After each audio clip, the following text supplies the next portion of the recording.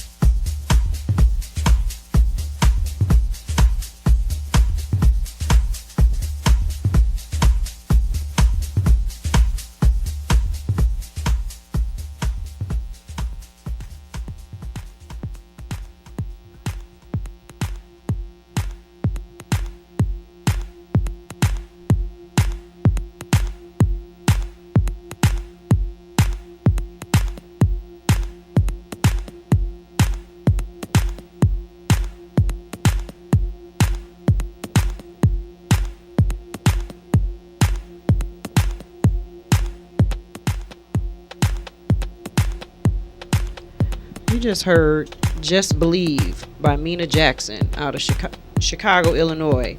And coming up now is Where Are You Now by Andre Lodemann, Berlin, Germany. On today's show, we got a hot show lined up for you. I call him the happiest DJ around, man. He's always smiling. He's always pleasant. He never looks angry at all. And he still looks like I'll give him 21 because he got to get in the clubs, but he really doesn't look 21, you guys. Nah, Earl Mixxin McKinney is in the building, for real. He is in the house. We're going to talk about back in the day, the record pool. Boy, that's something people probably don't even know existed. We're going to talk about that a little bit. And how he worked with the Detroit Shock and so much more. This man is really busy. I'm really grateful that he even had time to come and hang out in the house with me today. The show playlist comes from Chicago, Berlin, and Naples. So right now, check out Where Are You Now by Andre Lodemann out of Berlin, Germany. And then we'll be back with Earl Mixxin McKinney.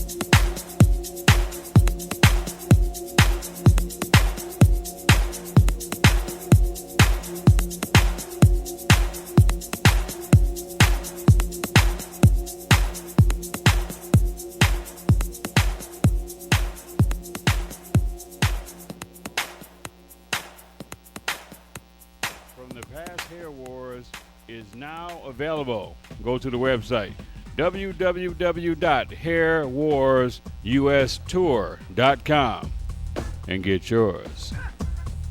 The 2014 Salute to the Troops. Hump the Grinder presents some of the greatest hair entertainers in the world. We're already planning for the 2015 Hair Wars in Detroit and Los Angeles, but get your DVD from the May 4th Detroit show that was held at the Adobe Hotel in Dearborn, Michigan.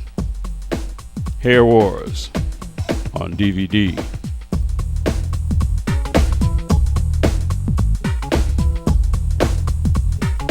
Hair Wars on DVD. To purchase yours, visit the website www.hairwarsustour.com. Hair Wars on DVD.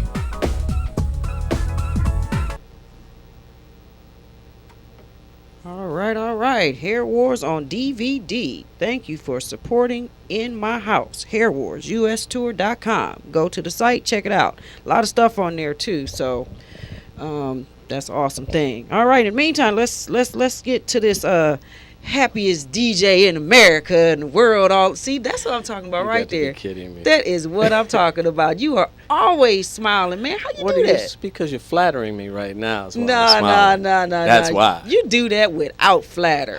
Thank you. DJ Earl Mixxin McKinney. Yes. How are you, sir? I'm good.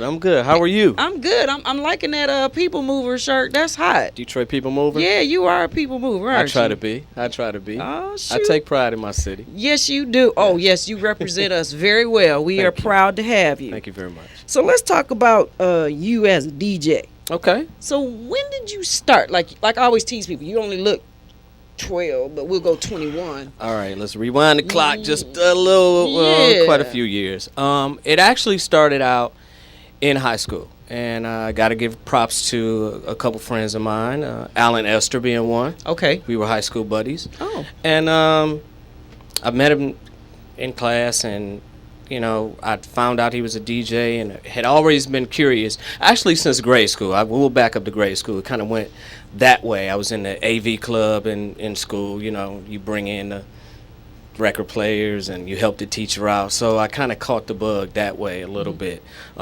Moving forward to high school, met a couple DJs, Alan Esther being one of them, and just kind of elevated doing high school parties, and high school parties went on to sneaking out of the house, going to other parties. You can tell that. You can say that now. It's safe. Going to parties and kind of watching some of the masters do it. Okay. The Delano Smiths, the Daryl Shannons, the Ken Colliers. Okay. Watching those guys do it. The Dwayne Bradleys, Dwayne Montgomerys. I mean, just a whole slew of DJs. I could go down the list, and I just marveled at everything they did, from beat matching to picking records to finding sounds to the way people reacted, the way people move, and purely just to make people enjoy themselves. And it was just, once that kind of set in my blood, I knew that was something I wanted to do. So now a lot of people that have been on this show so far all went to Cass Tech, and just tell me that you did not go to Cass Tech, right? Shout out to Cass Tech. But it didn't go there. Thank you. Me either. Mumford High School. High School. I'm a Mumford Mustang. That's all right. Yes. That's that crazy looking blue color school back in the day. Not anymore. I know. Well, they tore the original school down. That was kind of a sad day because a lot went on in that school. A lot of people think that Cass and other schools were the party schools. Yeah. Not at all. Mumford was the party, the DJ, the high school club. I'm sorry if y'all disagree, but Mumford was that school. I will claim that. Oh, well, hey, you supposed to. You went there. So the new school actually is a good looking school. I think they did a great job. I haven't been on the inside yet. Okay. Sorry. But yeah, Mumford High School. All right. Yeah. So you have now I've done a little research on you. Now I've been seeing you around clubs and different festivals. Mm-hmm. You play. I just saw you this past summer at the Highland Park Festival here. Yeah. And different places. Mm-hmm. But you have a nice resume. Not only do you mix in clubs, but you've got radio experience. I do. And things like that. So what's the difference in radio versus clubs? How do you switch gears between the two?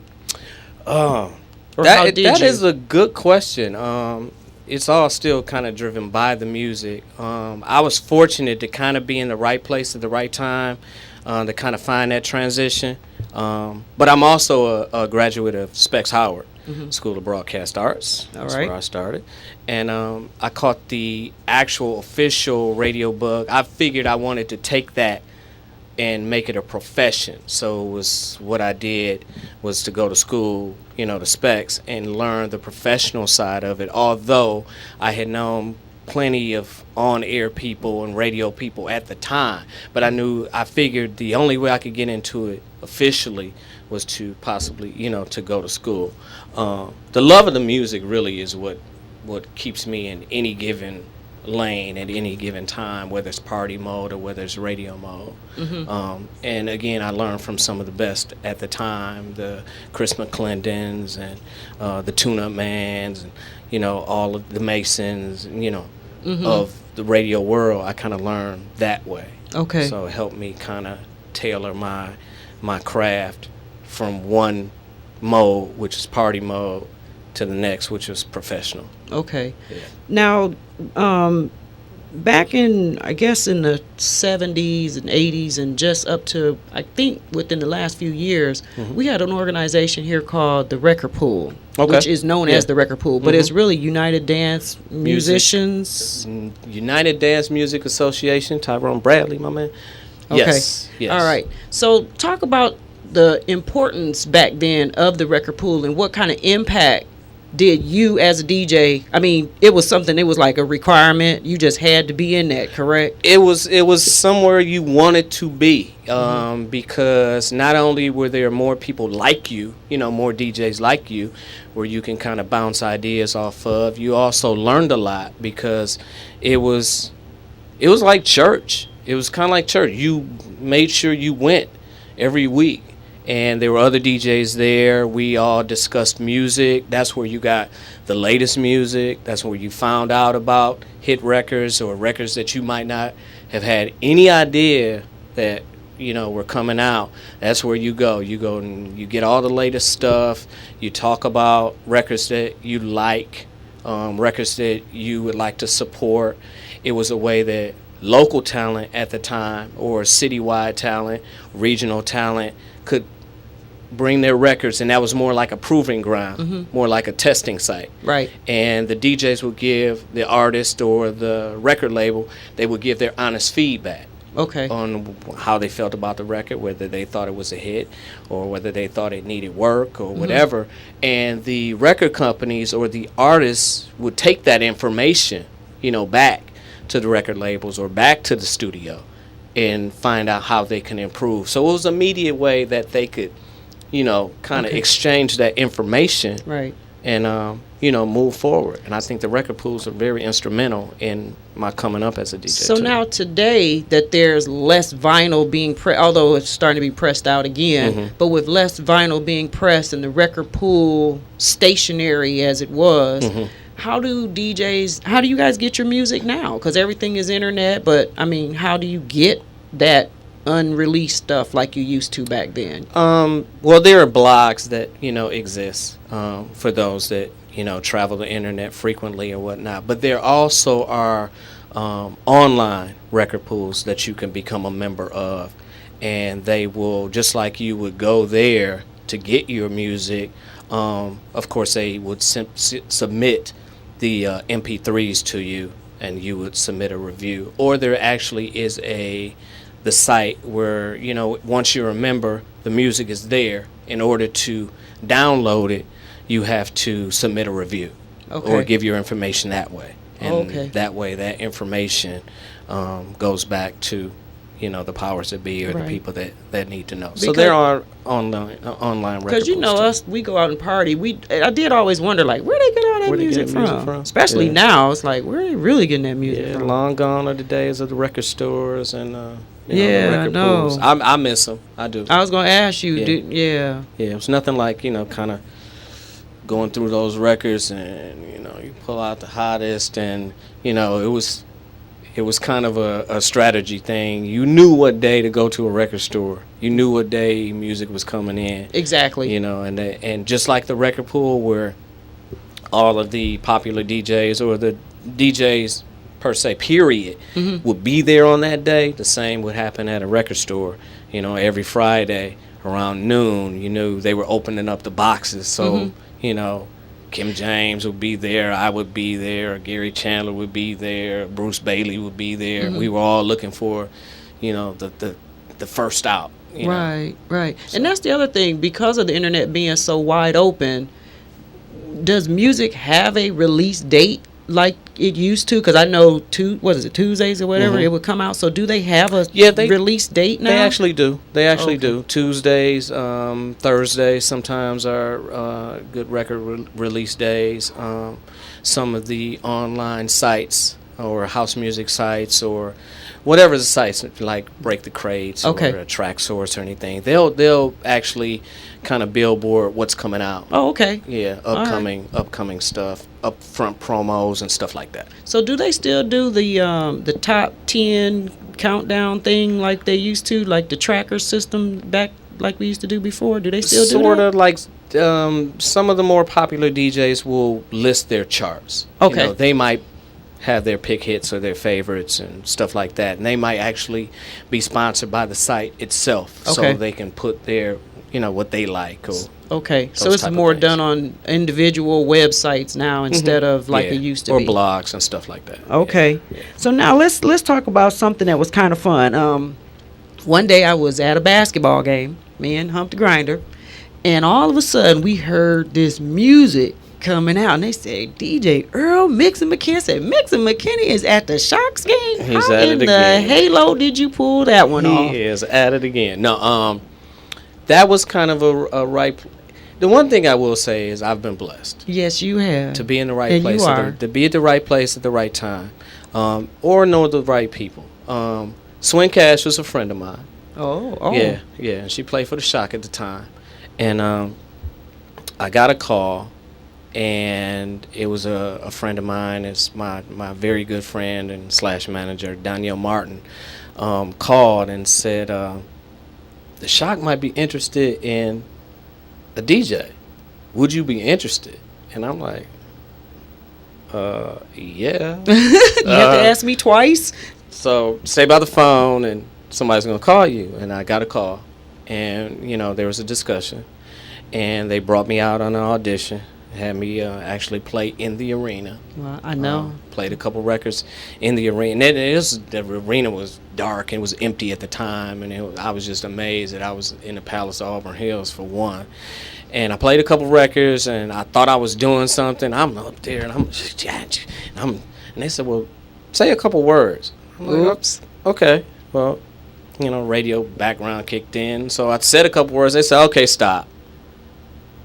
And I said, did I not do something right? They were like, no, you're fine. You start next week. Wow. That was fun. I said, okay. Yeah, I know that's right. All right. That's fun. Yeah, so the Shock, of course, I did a season with the Shock, and lo and behold, the Pistons called right after that. Said, why don't you stay over? And I'm like, okay. That's awesome. So Shock, Pistons, Shock for like 5 years. That's awesome. And the Shock got sold. And Right. It was a sad day. Yeah. Pistons kept me on That's good. for 3 more seasons. So I was fortunate. Wow. Yeah, it was a fun time. So let's fast forward to this electronic movement weekend, and I know that you got a few things lined up. Yeah. So let's talk about what you have going on for movement weekend. Tell where is it going to be at? Where do they need to be at? I'm going to try to be in every place at once. I know. Me too. So there's so many things that are going to go on that weekend. All eyes are on Detroit. I mean, worldwide, all eyes are on Detroit. The best thing I always tell people when they ask me about, the parties that are going on, because you'll see 1,000,001 flyers out there. Yes. And you'll go to 1,000,001 venues. Most of the good ones, and none of them are bad, are all downtown. You can also log on to the Movement website, and they'll have a rundown and a listing. But of course, I'll be at my home base, which is Mix Bricktown, formerly known as Live Resto Lounge. 641 Beaubien Street. Was that a plug? Was that a shameless plug? No, that's good. I'm sorry. That's what No, you're supposed to do that. Okay, all right. That's your time to do that. All right, 641 Beaubien Street, Mix Bricktown. We'll be open from that Thursday just before the festival all the way through Labor Day. So many parties going on. I'm almost inclined to say we'll be open 24 hours a day. There'll be so many events going on, but the nucleus is all around downtown Detroit. TV bar is gonna be popping. Yeah. Where else is gonna be popping? Everywhere. So many. You just park and walk. So it's always something to do. And listen. The grounds will be bumping and rumbling for sure. Yeah. So how can people get in touch with you, sir? I am on Facebook. You can find me on Facebook, / Earl McKinney. You can find me on Instagram at emixin313. You can also find me on Mixcloud, Earl Mixxin McKinney, SoundCloud, Earl Mixxin McKinney. And what's the other? What other am I missing? Instagram, Facebook. Just Google Earl Mixxin McKinney. Yeah, How you about can do that? Yeah. All right, Earl Mixxin. Thank you so much again for coming through, hanging out with me for a minute here in my house. I appreciate you. Good knowledge, and we're gonna hang out somewhere around Movement Weekend for sure. I'll see you. Oh yeah, If you see me, I'll see you too, and I will have. And I'm gonna have my camera on you too, as much as I can. shoot away. All right. Thanks for a having lot. me. Appreciate it.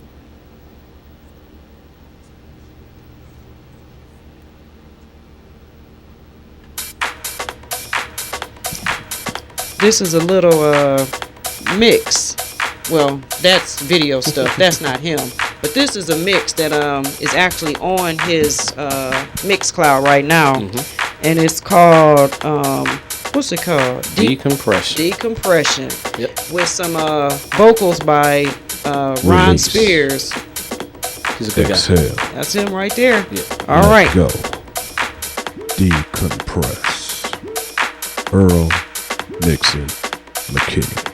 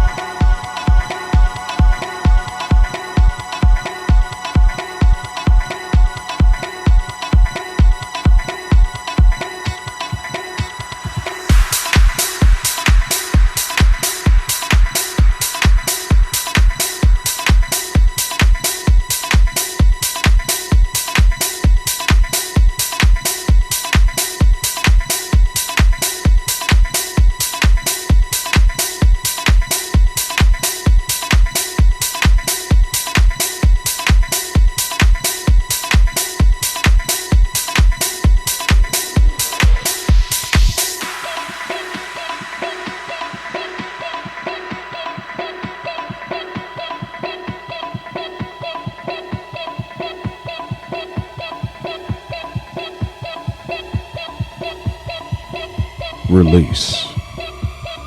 Exhale. Let go. Decompress. Earl Mixxin McKinney.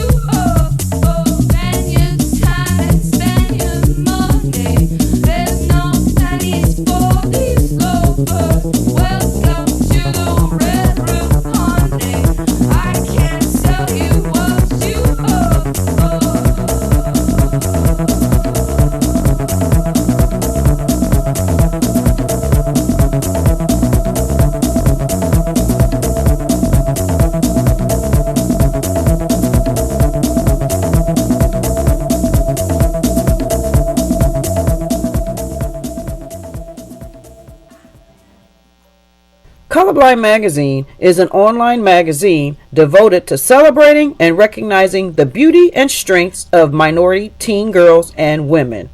Every issue of Colorblind Magazine remains consistent with its motto to enlighten, encourage, and empower. To subscribe to Colorblind Magazine, visit their website, www.colorblindmagazine.com.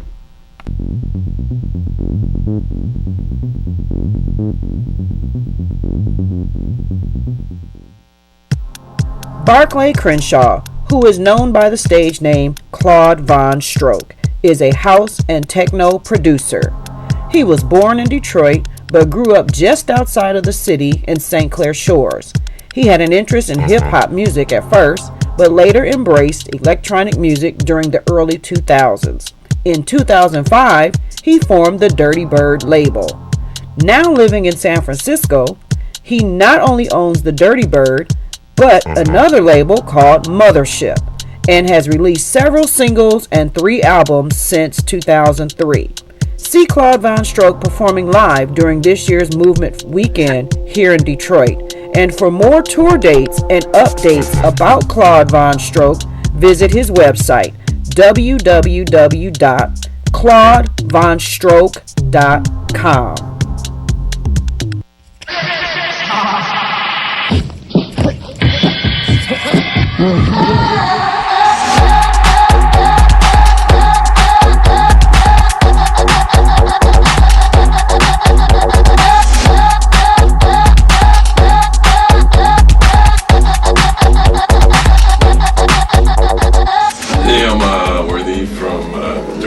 This is Christian Martin from Dirty Bird. Hey, I'm Jay Flip.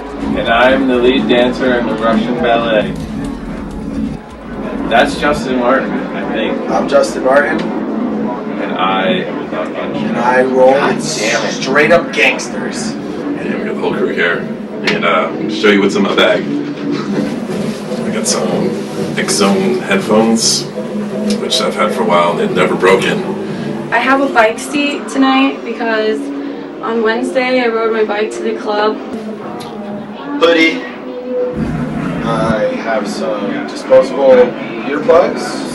There's actually 3 of them in there. Oh, tonight we need the booty hat. You never know when you might need a booty hat. That's not normally in my bag, but it just happened to be there today. Great addition. A humongous stack of flyers for my girlfriend to pass out. Headphones that are falling apart, as you can see. I got my CD case. Oh, yes, they're like falling out all over. Got this little guy, 64 gigs of power. And here is my DJ bag.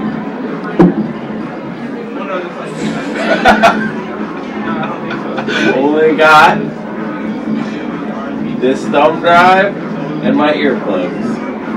Is this really fucking dirty song? My real bag is over there. And it's ridiculous when I play it. Because they're like, what? I can't believe this little white girl's playing this. Pez dispenser. Always gotta have a Pez dispenser with you. Look at that!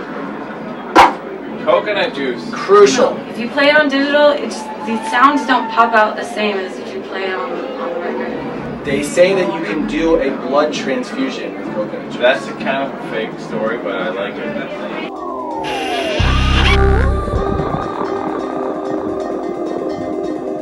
Tips for producers, I would say finish tracks and keep finishing tracks. And the first track that I finished, I don't even remember what it was, but it sucked and I took way too long on it. So just be confident that you're gonna get better if you keep finishing tracks. Don't be fearful to like make what you feel is like in your heart. And number one, probably don't try and be too much like what everybody else is doing. Go out 5 nights a week or go out 3 nights a week and listen to DJs. And pay attention not just to what they're playing, but how the crowd reacts. To release me.